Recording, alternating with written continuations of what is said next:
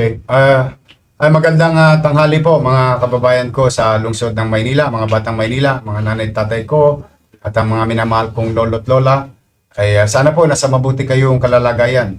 Kami po ay may update sa inyo sapagkat may isa pong concerned citizen na nakuha na ng video at for so long, tahimik po yung Arten, no?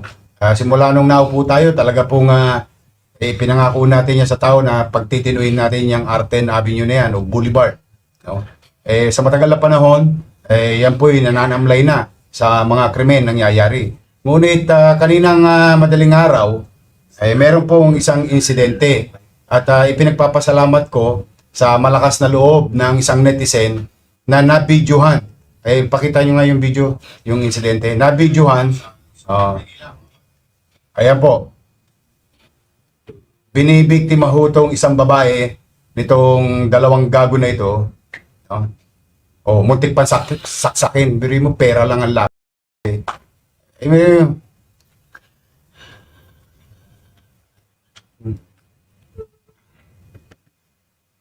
Doon sa sa netizen na nag-post, maraming salamat sa iyo. At dahil po diyan nandito po yung biktima, no?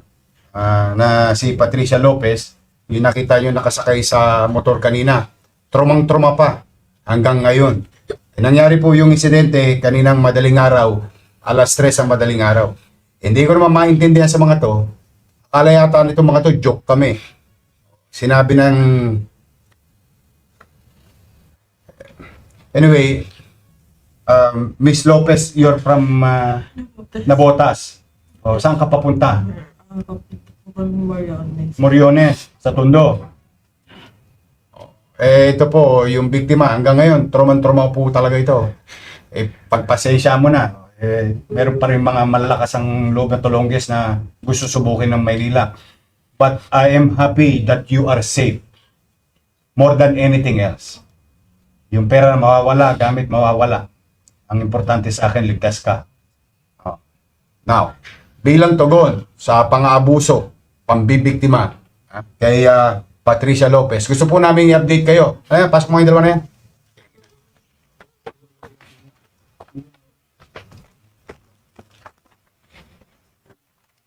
Sino yung sasaksak sa'yo? Ito ba?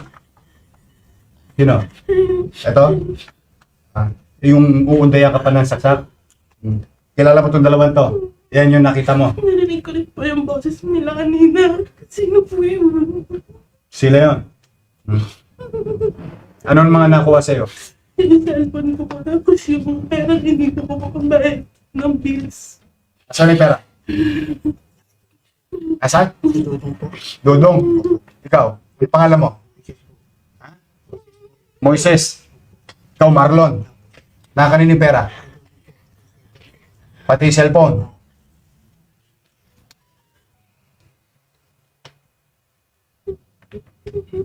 Ayun, ayun. Huwag ka ng ina nyo.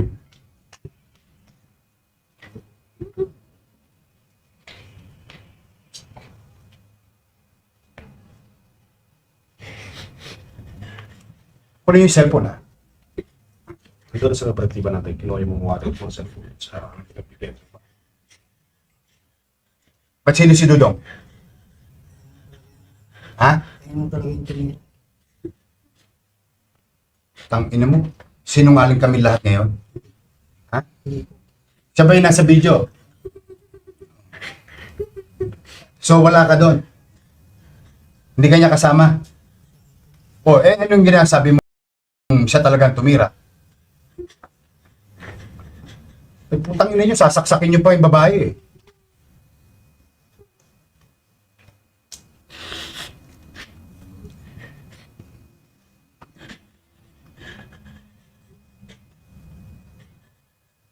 Panginig kayo ng laman eh.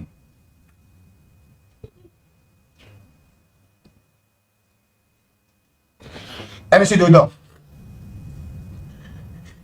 Doon nyo piniprenda lahat ng ninanakaw nyo.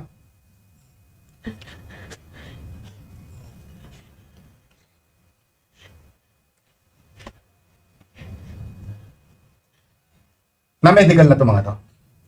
Pa sa direksyon dito sa Anyway, muli, kami humihingi ng pasensya sa iyo na nangyari sa iyo yan dito sa Maynila. And I hope this today we brought you justice. Huwag mong patatawarin itong mga to, ha? Papailan ng complaint to. Huwag mong, hindi na to Opo, sana po. marami pang bibiktima yung katulad Yung trauma mo. po eh. Ha? Yung trauma sa akin. I know, I can feel it. Ha? Pero, para matagumpay kami mapapayapa ang Maynila, ang mga complainant dapat hindi umatras. Yes. Ha? Yes. Huwag mong patatawarin itong mga to. Marami pang bibiktima ito. Yes. I hope we brought you justice today. Yes. Thank you. Thank you so much. Thank you. Maraming salamat, Station 1 at Don Bosco PCP. Ito yung mga pulis natin, operatiba natin. In less than a few hours, na-resolve itong kasong to.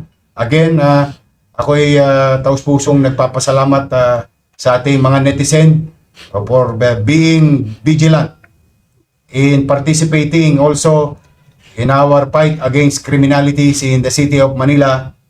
Kayo'y malalakas ang loob na videoan itong mga tolongges na to, mga kriminal na to, at napapadali para sa amin ang gampanan ng aming tungkulin dahil sa inyo.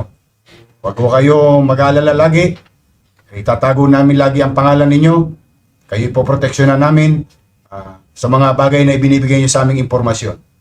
For the meantime, to the people of Manila, rest assured, bagamat tayo nasa gitna ng krisis, katulad na nasabi ko na kaninang umaga, ay habang kinakarap natin ng krisis sa lungsod, sa bansa at sa mundo, hindi po pwedeng mawala yung mga dapat gawin at responsibilidad ng pamahalang lokal sa kanyang mamamayan upang makapagbigay ng kapanatagan sa pamumuhay, paninirahan, pagdako, panaog sa lungsod ng Maynila ng anumang tao at sino mang tao.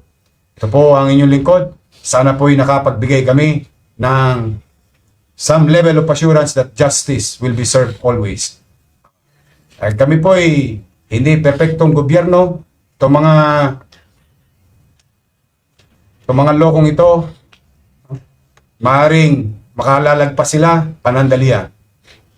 Maaaring hindi namin sila maagapan. Pero we'll make sure, matter of time, madala sila at mahuli. Pipilitin namin mapagtagumpayan na makapagbigay ng hustisya sa bawat biktima o bibiktimahin. Hindi naman. Sa mga talongges, ito, ilang oras lang, huli na. Huwag niyong subukin. Pagbagong buhay na kayo. Lalo ngayon, hirap ang buhay ng tao. Tingnan niyo nangyayari sa mga biktima ninyo. Sa ating mga kababayan, hanggang dito lang po muna. Mag-iingat po kayo. Manatag kayo, may gobyerno sa Maynila. Pagpalain nawa kayo ng pong may kapal. Maraming salamat po.